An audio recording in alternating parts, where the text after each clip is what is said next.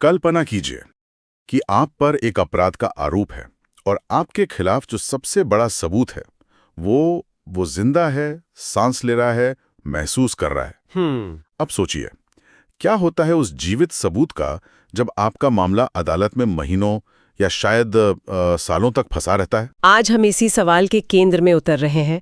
बिहार के गया की एक अदालत के एक मैं कहूंगी असाधारण आदेश के जरिए। अच्छा। पहली नजर में ये मामला पशु क्रूरता के आरोप में जब्त किए गए 68 मवेशियों का लगता है, लेकिन जैसा कि जज ने खुद महसूस किया, ये मामला सिर्फ उन 68 जानवरों से कहीं ज्यादा बड़ा है। बिल्कुल।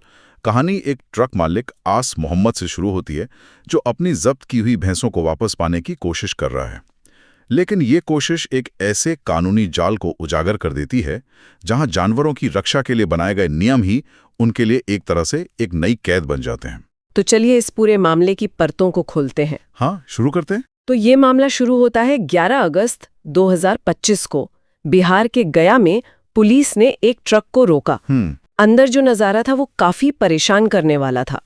मतलब 68 मवेशी, जिनमें 47 भैंसें और 21 पाड़ा थे, एक दूसरे के ऊपर बेहद क्रूर तरीके से ठूंसे हुए थे। और ये सिर्फ भीड़भाड़ का मामला नहीं था, जैसा कि अक्सर हम देखते हैं। रिकॉर्ड्स बताते हैं कि कुछ जानवरों की पूंछ एक दूसरे से बंधी हुई थी, कुछ को प्लास्टिक की रस्सियों से इतनी बेरहमी से बांधा गया था कि उनके शरीर पर गहरे जख्म थे। सही कहा।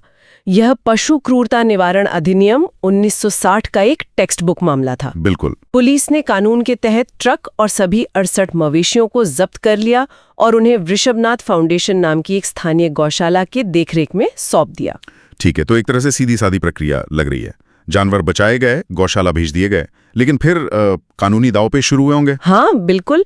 ट्रक के मालिक आस मोहम्मद ने निचली अदालत में अर्जी दी कि जानवर उसके हैं और उसे वापस दिए जाएं।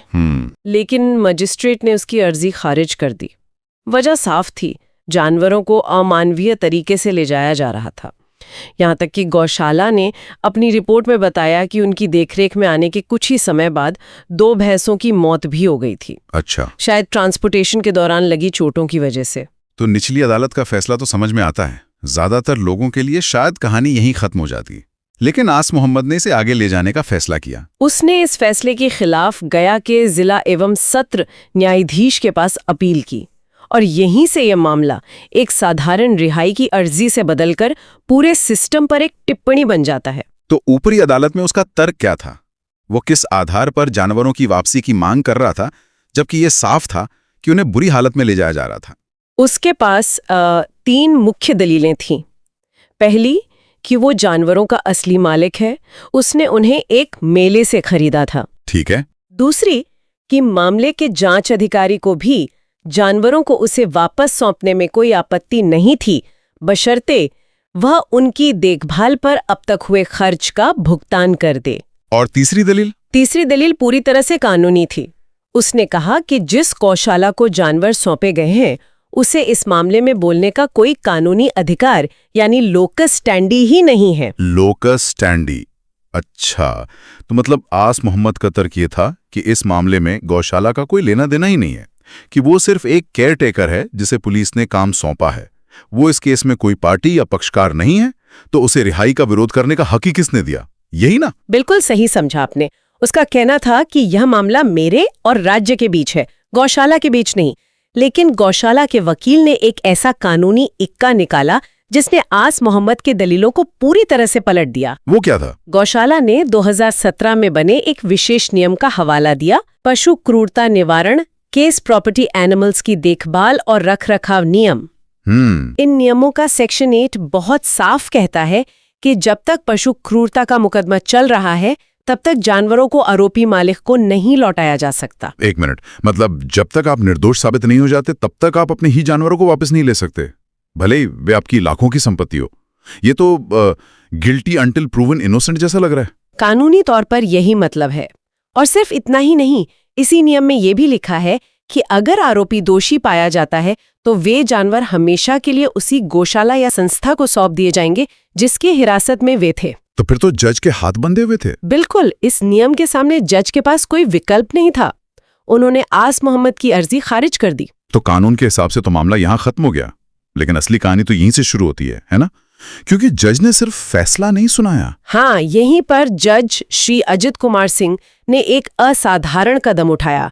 उन्होंने अपने फैसले को बेजुबानों की आवाज या वॉइसिंग फॉर वॉइसलेस का शीर्षक दिया। वाह! उन्होंने महसूस किया कि कानून का एक हिस्सा तो लागू हो रहा है, लेकिन क्या इससे उन जानवरों का सच में भला हो रहा है जिनकी रक्षा के लिए ये कानून बना है? और उन्होंने क्या पाया? उन्होंने एक बहुत ही चिंताजनक पैटर्न देखा, जिसे उन्होंने चुनिंदा अनुपालन या सिलेक्टिव कंप्लायंस कहा। सिलेक्टिव कंप्लायंस मतलब अपनी सुविधा के अनुसार कानून का पालन करना। बिल्कुल, जज की टिप्पणी का सार यही था। उन्होंने पाया कि गौशाला जैसी संस्थाएं सेक्शन 8 का तो जोर शोर से इस्तेमाल कर रही हैं, क्योंकि इससे उन्हें जानवरों की स्थायी हिरासत मिलने की संभावना बनती है। लेकिन वे उसी कानून के दूसरे हिस्सों को पूरी तरह से नजरअंदाज कर रही हैं, जो जानवरों की देखभाल और उनके कल्याण को सुनिश्चित करने के लिए बनाए गए हैं। अच्छा, तो वो कौन से नियम थे जिन्हें अनदेखा किया जा रहा था, ताकि पता चले कि उन्हें किस तरह की देखभाल की जरूरत है? दूसरी बात, हर जानवर की पहचान के लिए ईयर टैगिंग या माइक्रोचिपिंग होनी चाहिए, ताकि बाद में कोई भ्रम न हो। और तीसरी और सबसे महत्वपूर्ण बात, जब्त किए गए जानवरों को किस गौशाला में रखना है, इसका फैसला पुलिस नहीं बल्कि अदालत का मजिस्ट्रेट करेगा। और इस मामले में क्या हुआ? क्या इनमें से किसी भी नियम का पालन हुआ था? किसी का भी नहीं। क्या आप बात कर रही हैं? जज ने अपने आदेश में साफ लिखा कि इस मामले में गंभीर चूक हुई। पहली, न तो कोई स्वास्थ्य जांच हुई, न ही जानवरों की कोई टैगिंग। दूसरी, पुलिस ने कोर्ट से कोई आदेश लिए बिना सीधे सीधे 68 मवेशियों को इस निजी गौशाला को सौंप दिया, जो नियम 3 का सीधा उल्लंघन था। और तीसरी बात, वो भी पूरी नहीं हुई। तीसरी बात सबसे ज्यादा चौंकाने वाली थी। सुनवाई के दौरान गौशाला ने खुद बताया कि गया में जगह की कमी के कारण उन्होंने उन 68 मवेशियों को 250 किलोमीटर दूर बांका जिले में अपनी दूसरी यूनिट में शिफ्ट कर दिया है। क्या 250 किलोमीटर दूर भेज दिया? और किसी को बताया तक नहीं? किसी को नहीं। मतलब केस का सबसे बड़ा सबूत ही एक तरह से गायब कर दिया गया और जांच अधिकारी को पता भी नहीं चला। ये कैसे संभव है? यही सवाल जज के मन में भी था। उन्होंने जब जांच अधिकारी से पूछा तो उसने कहा कि उसे इस बारे में कोई जानकारी ही नहीं थी। सबूत यानी जानवर बिना किसी को सूचित किए, बिना कोर्ट की अनुमति के एक जिले से दूसरे जिले पहुंचा दिए गए। ये तो अविश्वसनीय है। ये सिर्फ नियमों का उल्लंघन नहीं, ये तो पूरी न्याय प्रक्रिया का मजाक बनाने जैसा है। बिल्कुल। और यहीं से जज ने कुछ बहुत बड़े और असहज करने वाले सवाल उठाने शुरू किए। जैसे कि? सबसे पहला सवाल तो निजी गौशालाओं की मंशा पर था। उन्होंने इस चिंता को उजागर किया कि क्या इन संस्थाओं का जानवरों को जब्त रखने में कोई निहित स्वार्थ है? क्या वे सिर्फ इसलिए रिहाई का विरोध करती हैं ताकि मुकदमा लंबा चले और अंत में जानवर उन्हें मिल जाए? लेकिन क्या ऐसा भी हो सकता है कि इन गौशालाओं के पास वास्तव में संसाधन कम हो? शायद वे जानवरों को स्थानांतरित करने के लिए मजबूर थे क्योंकि उनके पास गया में जगह ही नहीं थी। क्या ये एक संभावना नहीं है? ये बिल्कुल एक संभावना है और जज ने इस पर भी गौर किया।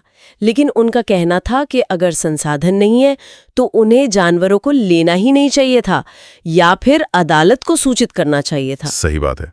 बिना बताए उन्हें कहीं और भेज देना किसी भी तर्क से सही नहीं ठहराया जा सकता। इससे एक और बड़ा सवाल खड़ा होता है, क्या ये जानवरों की सेवा है या एक तरह का व्यापार? और जज ने एक कानूनी विरोधाभास की ओर भी इशारा किया था, है ना? 1960 के कानून और 2017 के नियमों के बीच। हाँ, मूल 1960 का कानून कहता है कि दोषी साबित होने पर जब्त की गई संपत्ति यानी जानवर सरकार को मिलेंगे। लेकिन 2017 के ये नए नियम कहते हैं कि जानवर उस निजी गौशाला को मिलेंगे जिसकी हिरासत में वे हैं। इससे सरकार को राजस्व का सीधा नुकसान होता है। जज ने सुझाव दिया कि प्राथमिकता हमेशा सरकारी नियंत्रण वाली संस्थाओं को दी जानी चाहिए। और इस सब के बीच उस मूल अपराध का क्या हुआ जिसके लिए सब हो रहा था? मेरा मतलब है पशु क्रूरता, इसकी सजा कितनी है? और यहीं पर यह मामला सबसे ज्यादा आप कह सकते हैं बेतुका हो जाता है। ये पहली बार किया गया अपराध था। पशु क्रूरता निवारण अधिनियम के तहत पहली बार अपराध करने पर सजा सिर्फ 10 रुपए से लेकर 50 रुपए तक का जुर्माना है। एक पल, क्या कहा आपने? 10 से 50 रुपए? हाँ, 10 से 50 रुपए। तो एक मिनट रुकिए, 68 जानवरों जिनकी कीमत लाखों में होगी, एक आदमी की पूरी आजीविका, एक लंबा मुकदमा, इन सबको एक ऐसे अपराध के लिए दांव पर लगा दिया गया जिसकी अधिकतम सजा 50 रुपए है, शायद एक कप चाय की कीमत से भी कम। यही इस पूरे मामले का सबसे बड़ा विरोधाभास है। और इससे भी बुरी बात यह है कि इस छोटे से अपराध के मामले में 4 महीने बीत जाने के बाद भी पुलिस ने अपनी जांच तक पूरी नहीं की थी। चार्जशीट भी दाखिल नहीं हुई थी। तो विडंबना यह है कि जिस क्रूरता को रोकने के लिए उन जानवरों को बचाया गया था, वे एक अलग तरह की व्यवस्थागत क्रूरता का शिकार हो रहे हैं। महीनों तक एक अनिश्चित भविष्य के साथ एक ऐसी जगह पर फंसे हुए हैं जहां से उन्हें बिना किसी को बताए कहीं भी भेजा जा सकता है। जज ने ठीक यही शब्द इस्तेमाल किए।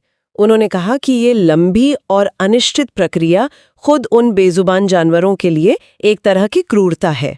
तो जज ने सिर्फ सवाल उठाकर और चिंता जताकर मामले को खत्म नहीं किया होगा, उन्होंने कुछ ठोस कदम भी उठाए होंगे इस स्थिति को ठीक करने के लिए। बिल्कुल, सिर्फ टिप्पणी करना उनका मकसद नहीं था। उन्होंने सबसे पहला और बड़ा निर्देश ये दिया कि निचली अदालत इस पूरे मुकदमे को 1 महीने के भीतर हर हाल में पूरा करे। 1 महीना? जहां 4 महीने में जांच तक शुरू नहीं हुई, वहां 1 महीने में पूरा मुकदमा खत्म करने का आदेश, ये तो बहुत बड़ा कदम है। हाँ, और वो यहीं नहीं रुके। उन्हें समझ आ गया था कि ये सिर्फ एक केस की नहीं बल्कि पूरे सिस्टम की समस्या हो सकती है। इसलिए उन्होंने एक व्यापक जांच का आदेश दिया, ये पता लगाने के लिए कि गया जिले में जब्त किए गए सभी जानवरों के साथ असल में हो क्या रहा है। इस जांच के मुख्य बिंदु क्या थे? क्या पता लगाने को कहा गया? जांच के बिंदु बहुत साफ थे। पहला, क्या जिन गौशालाओं को जानवर सौंपे जा रहे हैं उनके पास उन्हें रखने के लिए पर्याप्त जगह और बुनियादी ढांचा है भी या नहीं। दूसरा, उन जानवरों की देखभाल असल में कैसी की जा रही है। तीसरा, जब किसी मामले में आरोपी दोषी साबित हो जाता है और जानवर गौशाला को स्थायी रूप से मिल जाते हैं तो उनका क्या होता है? क्या नियमों के अनुसार उन्हें गोद दिया जाता है या कहीं बेच दिया जाता है? और सबसे महत्वपूर्ण, क्या इसका कोई हिसाब किताब रखा जाता है? बिल्कुल, क्या इसका कोई रिकॉर्ड रखा जाता है और क्या अदालत को इसकी जानकारी दी जाती है? ये एक तरह से पूरे सिस्टम का ऑडिट करने जैसा आदेश था। सही। और ये सुनिश्चित करने के लिए कि इसे गंभीरता से लिया जाए, इस आदेश की एक कॉपी सिर्फ निचली अदालत को नहीं बल्कि animal welfare board of India, Bihar के मुख्य सचिव, डायरेक्टर जनरल ऑफ पुलिस और पशुपालन विभाग के सचिव समेत कई शीर्ष अधिकारियों को भेजी गई। मतलब साफ था, ये संदेश सिर्फ गया जिले के लिए नहीं बल्कि पूरे राज्य की व्यवस्था के लिए था कि आप जो कर रहे हैं उस पर नजर रखी जा रही है। तो जो मामला सिर्फ 68 मवेशियों की रिहाई का लग रहा था, वो असल में पशु कल्याण कानूनों के आधे अधूरे कार्यान्वयन, व्यवस्था की खामियों और न्याय की धीमी गति पर एक शक्तिशाली टिप्पणी बन गया।